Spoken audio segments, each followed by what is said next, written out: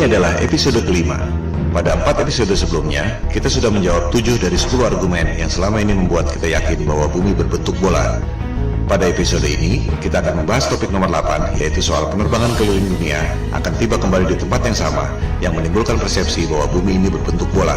Pada episode ini, juga dibahas soal Antartika dan bom nuklir kubah bumi, yang sangat berkaitan dengan penerbangan dan angkasa luar.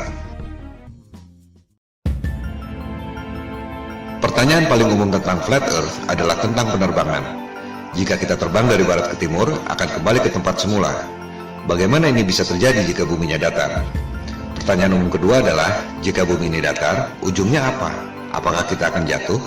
Pertanyaan yang lebih mendasar sebenarnya adalah, dari mana asalnya peta bumi bola dan peta bumi datar itu? Bisa dipertanggungjawabkan atau tidak kebenarannya?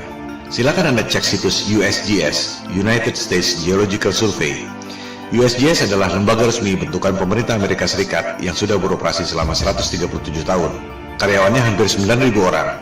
Anggarannya mencapai puluhan triliun rupiah per tahun. Tak mengherankan jika USGS menjadi lembaga survei geologi yang paling kredibel di dunia saat ini. Di situs USGS tentang Map Projections, Anda akan melihat proyeksi peta yang disebut Azimuthal Equidistant, yaitu memproyeksikan peta bumi datar menjadi peta bumi globe. USGS mengatakan bahwa peta bumi datar yang diproyeksikan lewat Azimuthal Equidistant ini digunakan untuk membuat peta atlas nasional Amerika Serikat, untuk menentukan jarak penerbangan, serta untuk menentukan arah antena. Selanjutnya, USGS mengatakan bahwa logo PBB adalah peta bumi datar yang menjadi sumber Azimuthal Equidistant itu. Ini adalah bukti yang tak terbantahkan. Pada referensi lain, di Wikipedia, diterangkan bahwa peta bumi datar yang diproyeksikan dengan metode Azimuthal Equidistant ini membuat berbagai jarak pada peta bumi bola menjadi benar secara proporsional. Artinya, peta yang sebenarnya adalah peta bumi datar itu. Disebut pula bahwa rumus matematika untuk pembuatan Azimuthal Equidistant ini pertama kali dikemukakan oleh seorang cendekiawan muslim bernama Al-Biruni yang hidup 1000 tahun lalu. Kita tak pernah mendengar nama Al-Biruni, tapi NASA tahu persis dan menamakan sebuah krater di bulan dengan nama Al-Biruni Crater untuk menghormati pencetus metode Azimuthal Equidistant itu. Jadi jelas sekali bahwa menurut USGS, peta bumi datar adalah dasar pembuatan peta bumi bola.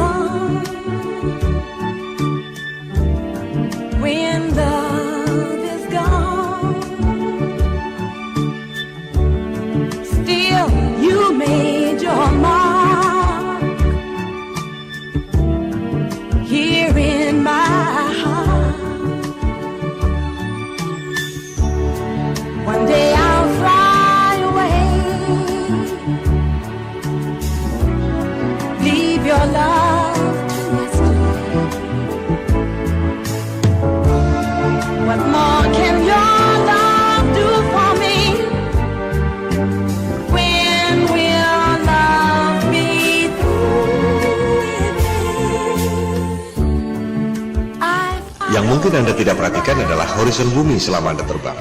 Lengkung seperti bola atau lurus dan datar.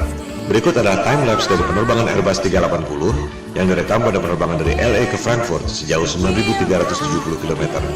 Rekaman dilakukan dengan kamera biasa, bukan fish eye lens yang membuat semua tampak lengkung. Mari kita lihat apakah horizon bumi itu lengkung atau datar.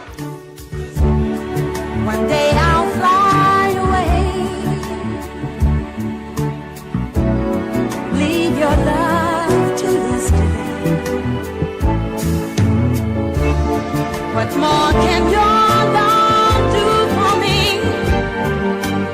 When will love be through with me?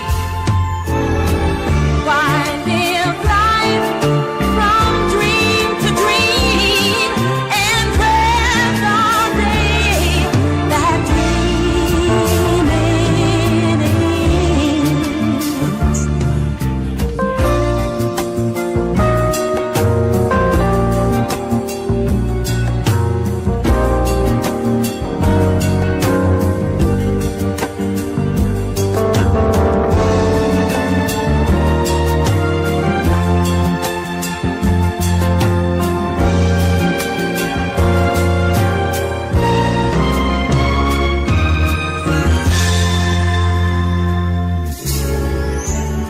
Kembali pada perbandingan kedua peta, tempat-tempat di dekat pusat lingkaran, yakni kutub utara, secara proporsional jaraknya sama. Semakin ke selatan, jaraknya semakin berbeda. Yang paling membedakan adalah Antartika. Kita akan membahasnya satu persatu. Pertama, jarak benua-benuanya dulu. Kita bisa membuktikannya dengan mudah lewat jalur penerbangan. Di selatan Khatulistiwa, yakni Australia, Amerika Selatan, dan Afrika Selatan, jalur penerbangannya tak masuk akal jika menggunakan peta globe, tapi masuk akal jika menggunakan peta flat earth. Anda bisa cek sendiri melalui berbagai situs yang menyediakan layanan tiket penerbangan. Kita ambil contoh satu jalur penerbangan di belahan selatan, dari Santiago, Chili di Amerika Selatan, ke Johannesburg di Afrika Selatan. Jika kita ambil jarak lurus di peta globe, memakan waktu 12 jam penerbangan. Tapi, jika Anda cek di situs-situs tiket penerbangan, rute tersebut tidak ada. Dari Santiago, harus mampir dulu di Senegal, baru ke Johannesburg, memakan waktu 19 jam penerbangan. Rute itu tampak tidak masuk akal. Tapi, jika menggunakan peta flat earth, menjadi sangat masuk akal karena merupakan garis lurus. Menarik bukan? Kita ambil jalur lain lagi di selatan. Dari Johannesburg, Afrika Selatan, ke Sydney di Australia Selatan. Jika kita ambil jarak lurus di peta globe, memakan waktu 11 jam penerbangan. Tapi rute itu tidak ada. Dari Johannesburg, harus mampir dulu ke Dubai, baru ke Sydney, memakan waktu 18 jam penerbangan. Ini juga tampak tidak masuk akal. Sementara, jika menggunakan peta flat earth, rute Johannesburg, Dubai, Sydney hampir lurus. Mana yang lebih masuk akal buat Anda? Kita ambil contoh ketiga. Sekarang dari Sydney kembali ke Santiago, Chili. Jadinya keliling dunia tapi di bagian selatan Khatulistiwa. Menurut keterangan USGS tentang azimuthal equidistant yang sudah dijelaskan tadi, seluruh jarak di selatan Khatulistiwa pada peta globe memang tidak benar karena jaraknya makin jauh dari pusat lingkaran, yakni kutub utara. Kita lihat, pada peta globe dari Sydney ke Santiago, Chili, jika menggunakan garis lurus memakan waktu 15 jam. Rute itu juga tidak ada. Dari Sydney, harus transit dulu ke LA, baru kemudian ke Santiago. Total 27 jam. Sangat tidak masuk akal. Jika menggunakan peta flat earth, rute Sydney, LA, Santiago itu memang hampir seperti garis lurus. Mana yang lebih masuk akal buat Anda?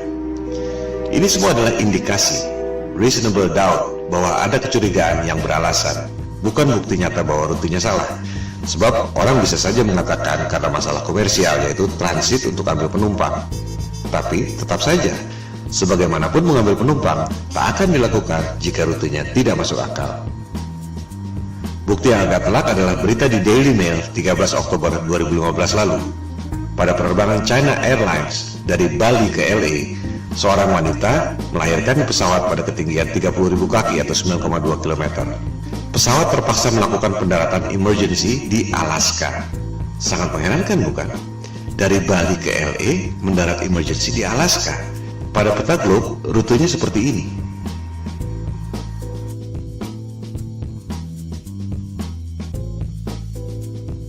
Pada peta bumi datar, rute Bali LA mendarat di Alaska adalah seperti ini. Mana yang lebih masuk akal buat Anda? Perbedaan utama antara peta globe dan peta bumi datar adalah di bagian selatan. Pada peta globe, di selatan Khatulistiwa semakin mengecil dan Antartika adalah sebuah benua. Pada peta bumi datar, di selatan Khatulistiwa semakin membesar dan Antartika adalah lingkaran yang mengelilingi bumi datar. Kunci pembedanya adalah Antartika, sebuah kawasan misterius yang memang sejak zaman dulu jarang dikunjungi orang. Bukan hanya karena dingin dan ombak yang ganas, melainkan juga karena sistem navigasi, termasuk kompas, tidak berjalan dengan baik di Antartika. Tercatat Vasco da Gama, penjelajah asal Portugis yang dalam tanda petik menemukan Maluku dan Timur Timur di abad ke-16. Namun upayanya gagal karena cuaca buruk terus-menerus dan jarum kompas tidak menentu. Suatu hal yang wajar mengingat jaraknya jauh dari pusat lingkaran bumi, yakni kutub utara, yang merupakan medan magnet yang menarik jarum kompas ke arah utara. Penjelajah pertama yang berhasil ke Antartika adalah Kapten James Cook, orang Inggris pertama yang tercatat mendarat di Hawaii, Australia, dan New Zealand. Ia menjelajahi Antartika tahun 1772 bersama 111 awak kapal dan saintis. Kapten Cook menjelajahi Antartika selama 3 tahun 8 hari. Ia hanya menemukan tembok es. Tak ada jalan masuk. Selama 3 tahun 8 hari itu, tercatat ia menjelajahi 60.000 km tembok es Antartika. Angka itu juga sangat menarik. 60.000 km adalah 1,5 kali panjang ekuator bumi. Ia sudah menempuh jarak 1,5 kali keliling dunia dan hanya menemukan tembok es Antartika. Dari jurnal catatan Captain Cook, rute 60.000 km pada peta globe adalah seperti ini.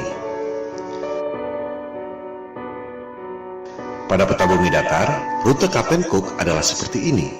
Ia benar-benar keliling di ujung dunia, tembok es Antartika yang mengelilingi bumi datar. Catatan Captain Cook ini sebenarnya bukti yang otentik bahwa peta globe adalah bohong. Sebab, pada peta globe, Antartika dibilang sebagai benua dengan keliling 12.000 miles atau 19.300 km. Padahal, Captain Cook menjelajah keliling tembok es Antartika sepanjang 60.000 km, 3 kali lipat dari yang dikatakan oleh penguasa global.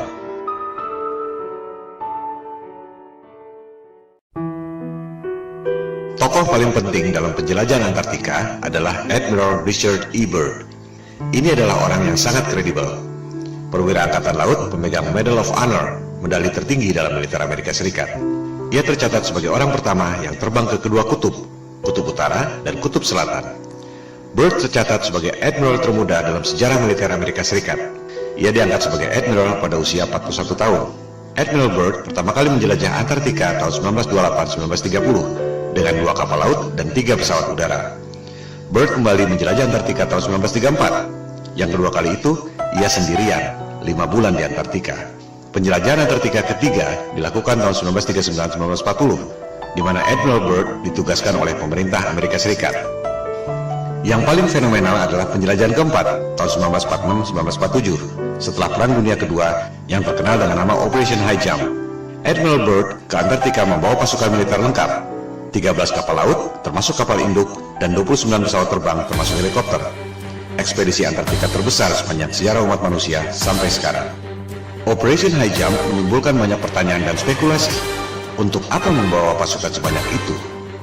Ancaman apa yang mereka khawatirkan sampai harus membawa pasukan sebesar itu? Tujuan yang sesungguhnya tidak terungkap sampai sekarang. Sebagai perwira militer, Admiral Byrd tutup mulut, tak banyak bicara soal itu. Dokumentasi Operation High Jump sempat beredar. Terlihat Admiral Byrd menemukan wilayah di Antartika yang sama sekali tidak ditutupi salju, yang sangat memungkinkan adanya kehidupan.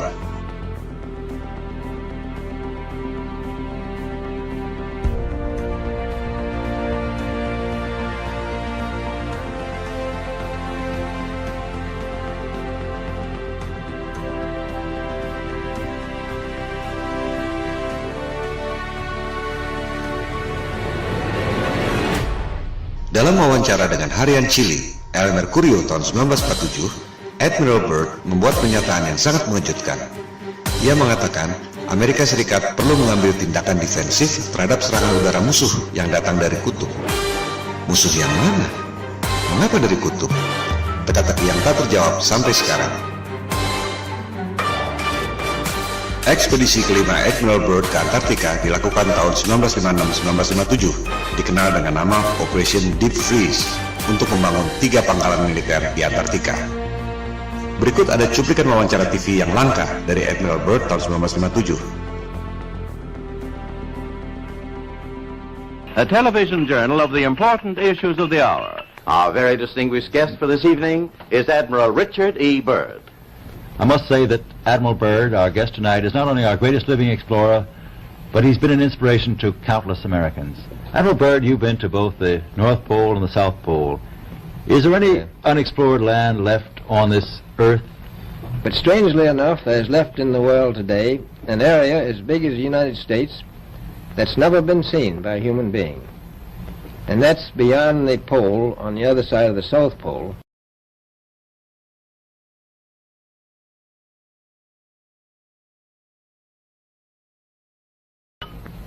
We've found enough of coal within 180 miles of the South Pole, enough to supply the whole world for quite a while.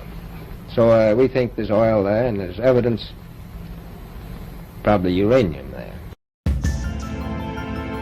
Ada 3 hal yang sangat penting yang perlu dicatat dari pernyataan otentik Admiral Byrd. Pertama, Antartika kaya sumber daya alam.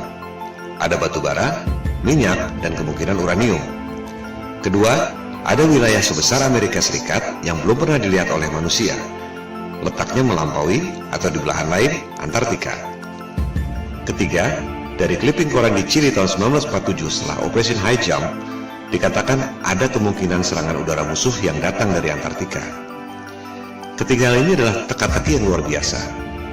Pertama, dunia pertambangan, dimanapun ada sumber daya, pasti akan disambangi dan digali. Selama ada nilai ekonomi, menghasilkan keuntungan, perusahaan pasti berebut. Udara dingin sama sekali bukan hambatan. Di Kutub Utara, kita tahu ada banyak perusahaan tambang yang beroperasi. Australia misalnya, yang berada di belahan bumi selatan, memiliki pertambangan di Kutub Utara, tapi tidak di Antartika. Tak ada satupun perusahaan pertambangan yang menggali sumber daya di sana. Padahal jelas-jelas Admiral Byrd mengatakan ada sumber batu bara yang cukup untuk memasok seluruh dunia selama beberapa tahun. Byrd checks position by the sun compass. The glacier signals the South Pole itself. Here, Byrd drops the flags of the United Nations, carefully boxed, a symbol of America's goodwill to all nations. Coal, a mountain of coal. Byrd later declares Antarctic mines, if once tapped, could supply the world's coal needs for centuries.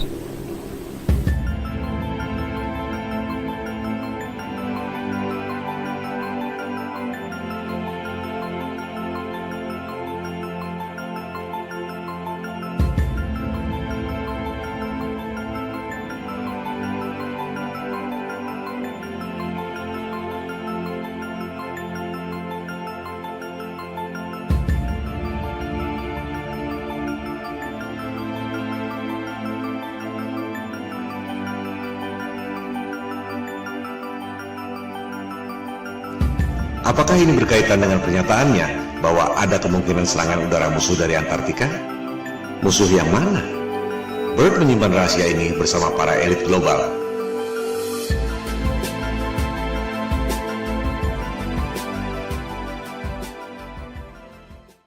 Kedua, dikatakan ada wilayah sebesar Amerika Serikat yang belum pernah dilihat oleh manusia, letaknya beyond, on the other side, Antartika.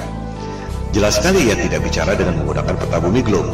Sebab, jika terbang melewati Antartika, seharusnya kembali pada 3 benua yang terletak di selatan. Apakah Australia, Amerika Selatan, atau Afrika Selatan? Tapi Byrd mengatakan, jika kita terbang melewati Antartika, justru sampai ke benua lain yang belum pernah dilihat oleh manusia. Tak mungkin jika menggunakan peta globe. Sekali lagi, Admiral Byrd adalah tokoh yang kredibel. Admiral termuda sepanjang sejarah militer Amerika Serikat, pemegang Medal of Honor. Dan kita semua melihat dan mendengar sendiri dari mulutnya, bukan berita hoax atau salah terjemahan. Artinya, informasi ini adalah data yang kredibel, bahwa jika kita melewati Antartika, kita akan menemukan dunia lain, benua yang belum terpetakan. Pada peta bumi datar, yang dipetakan memang hanya sebatas tembok es Antartika yang mengelilingi bumi datar. Tak ada yang tahu apa yang ada di seberang tembok es itu. Kebanyakan orang berpikir bahwa di tembok es itu ada kubah celestial yang tidak kelihatan. Tapi, menurut Byrd, masih ada benua lain di seberang sana. Apakah ini berkaitan dengan pernyataannya tentang ancaman serangan udara musuh dari belahan Antartika? Yang sangat menarik, di Library of Congress, Perpustakaan Kongres Amerika Serikat, Anda dapat menemukan peta seperti ini. Peta itu ditemukan di sebuah kuil di Jepang yang dibuat sekitar 1000 tahun lalu. Kita lihat, yang bulat di tengah itu adalah peta bumi datar, yang juga merupakan logo PBB. Lingkaran putih adalah tembok es Antartika. Di bagian luarnya ada lusinan benua-benua sebesar Amerika. Apakah ini yang dimaksud oleh Admiral Byrd? Kalaupun benar, apakah benua-benua itu ada penghuninya? Manusia atau bukan? Itukah yang dimaksud Byrd sebagai kemungkinan serangan udara musuh dari belahan Antartika? Jangankan pergi ke bulan, Mars, atau Jupiter. Di belahan selatan bumi saja masih banyak yang tidak kita ketahui.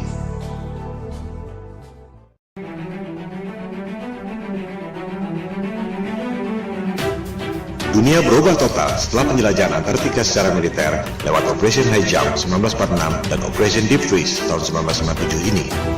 Tahun 1957 dimulailah perundingan Antarctic Treaty yang ditandatangani 2 tahun kemudian.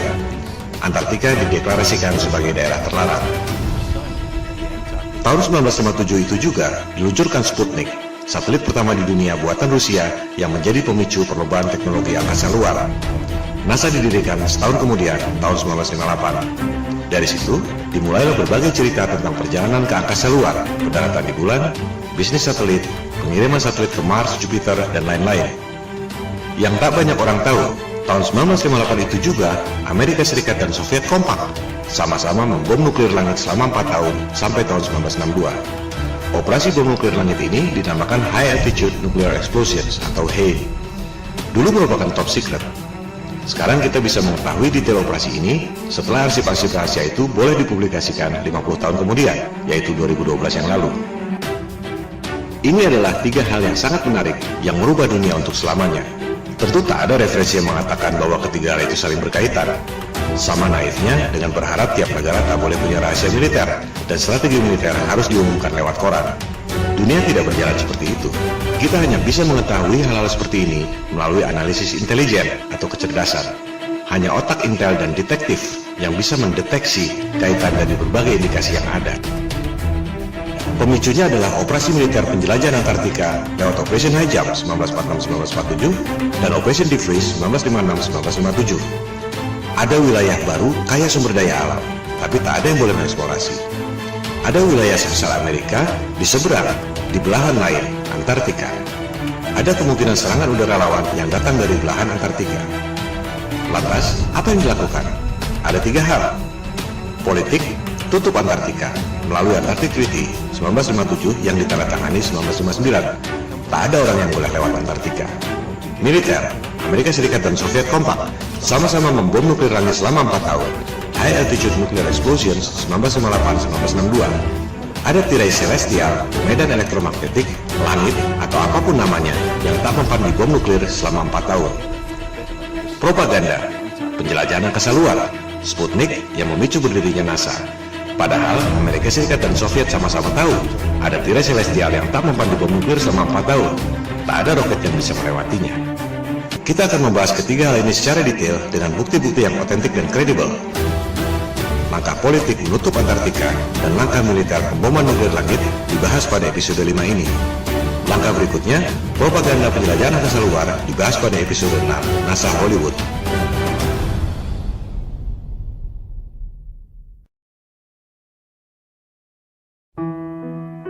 Kita mulai dengan langkah politik, menutup Antartika dari seluruh warga dunia lewat Antarctic Treaty 1959.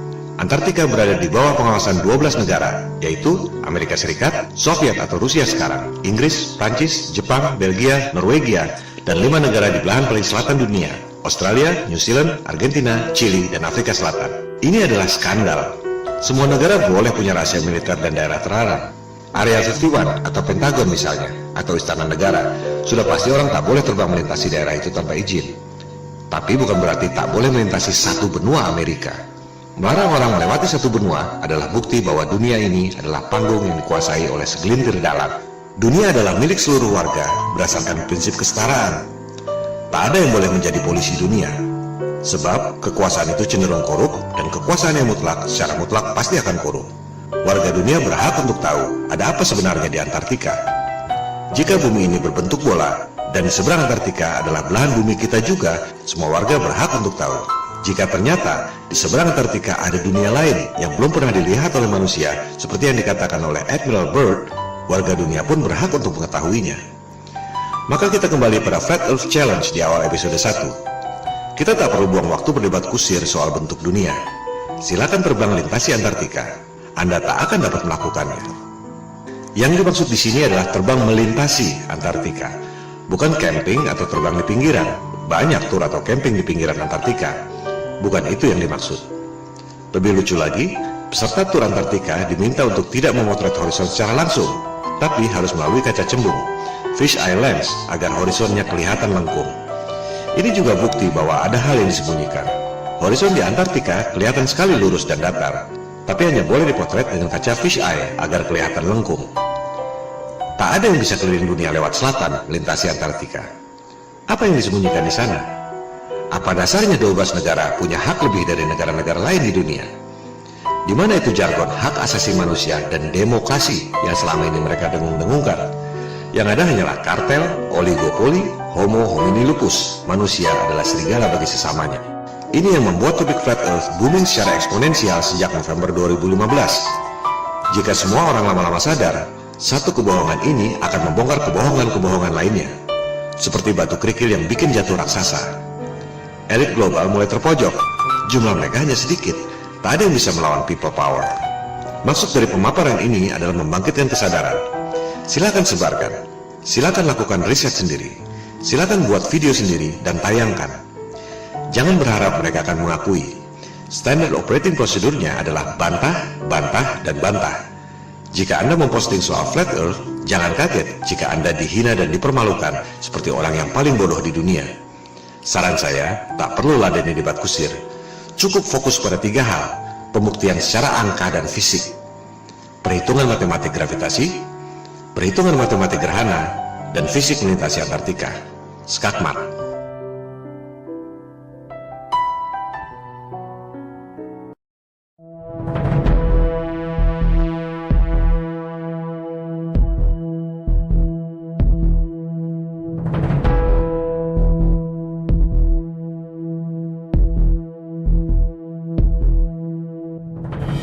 Di luar kisah-kisah drama Perang Dingin, Amerika Serikat dan Uni Soviet sebenarnya kompak melakukan operasi militer gabungan. Penjelajahan Antartika yang terakhir, Operation Deep Freeze 1956-1957 oleh Amerika Serikat dan Soviet. Tak lama kemudian, di tahun 1957 itu juga, Soviet meluncurkan satelit pertama di dunia, yakni Sputnik. Fungsi Sputnik sebagai satelit bisa dibilang tak ada apa-apanya.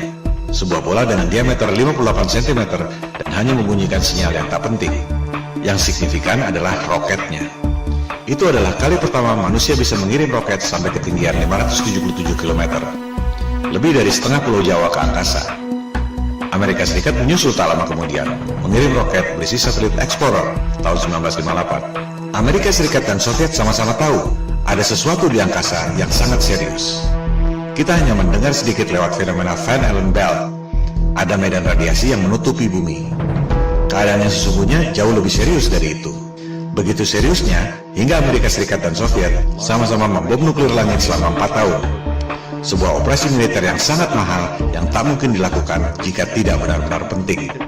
Operasi ini disebut High Altitude Nuclear Explosion, disingkat HANE, dari tahun 1958 sampai 1962. Dulu top secret. Sekarang kita semua bisa mengakses informasi setelah rahasia tersebut dibuka ke publik 50 tahun kemudian, yakni tahun 2012 yang lalu. Kita bisa mengetahui nama operasinya masing-masing, tempatnya, waktunya, dan kekuatan bomnya. 1000 kali lebih dahsyat dari bom atom Hiroshima dan Nagasaki. Ini menunjukkan betapa seriusnya persoalan tersebut. Kita perhatikan nama-nama operasinya. Operation Dominic, Operation Fishbowl. Kita pahami dulu apa maksudnya. Melalui teknologi roket yang bisa mencapai ketinggian 577 km, Amerika Serikat dan Soviet sama-sama tahu bahwa ada tirai alias kubah celestial yang menutupi bumi. Kubah yang tidak kelihatan, tapi memiliki radiasi yang mematikan. Seperti perisai elektromagnetik dalam film Star Trek. Bahkan disebut impenetrable, tak dapat dilewati. Sungguh mengherankan, orang sampai sekarang masih percaya bisa pergi ke angkasa luar. Padahal jelas-jelas disebut ada perisai alami yang tak dapat ditembus. Ini yang dulu dikatakan oleh Ibnu Sina 1000 tahun yang lalu sebagai solid but transparent spheres, dan yang dikatakan oleh Nikola Tesla 100 tahun lalu sebagai celestial spheres. Untuk mudahnya, kita sebut saja kubah celestial atau kubah bumi. Elit global merasa kita ini seperti ikan dalam akuarium. Mereka mau menghancurkan akuarium itu dengan bom nuklir. Oleh sebab itu, operasinya disebut Operation Fishbowl.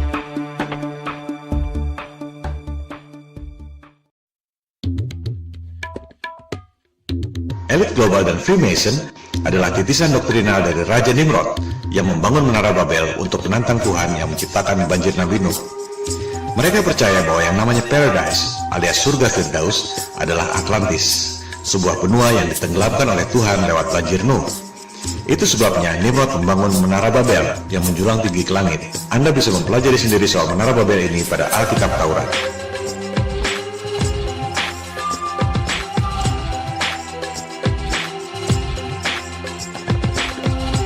Elit global melakukan hal yang sama, Operation Fishbowl, menghancurkan akuarium alias kubah celestial yang menutupi bumi dengan menggunakan bom nuklir. Persis seperti Raja Nimrod membangun menara Babel menjulang tinggi ke angkasa untuk menantang Tuhan. Oleh sebab itu, operasi bom nuklir kubah bumi ini disebut Operation Dominic alias Operasi Tuhan. Menghancurkan akuarium kubah bumi alias Operation Fishbowl, mereka menggunakan bom nuklir yang dinamakan Thor, palu godam dewa pagan untuk memukul kubah bumi buatan Tuhan. Terakhir beredar rekaman video Operation Fishbowl tahun 1962 yang sudah boleh diakses publik setelah kadaluarsa 50 tahun. Mari kita saksikan. Anda tak akan pernah melihat hal seperti ini lagi dalam hidup Anda.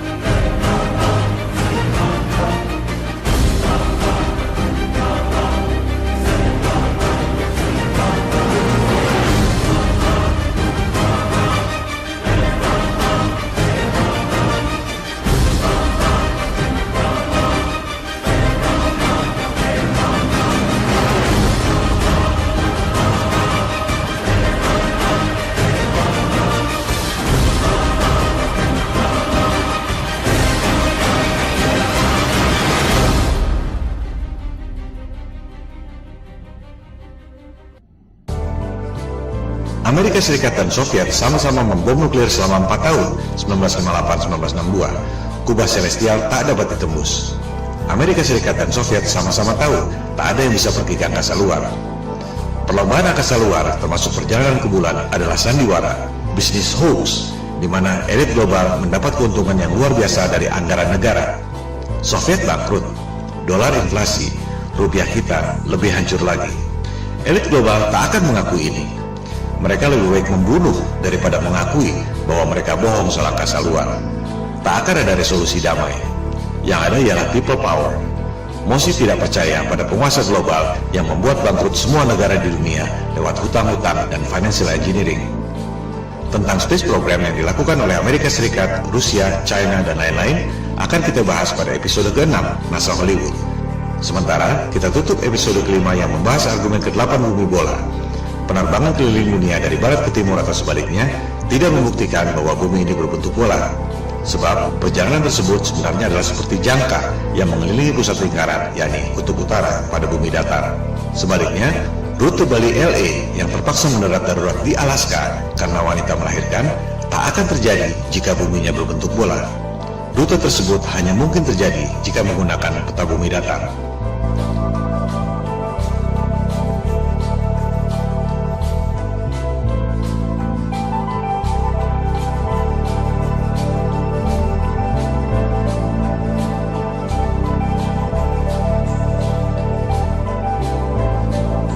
Orang bisa terbang keliling dunia dari barat ke timur atau sebaliknya. Tak ada yang bisa keliling dunia dari selatan ke utara, melintasi Antartika. Silakan Anda buktikan sendiri.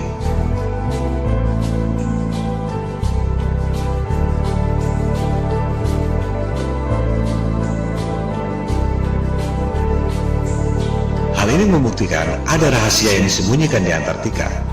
Antartika adalah salah satu rahasia kunci pada konspirasi bumi datar.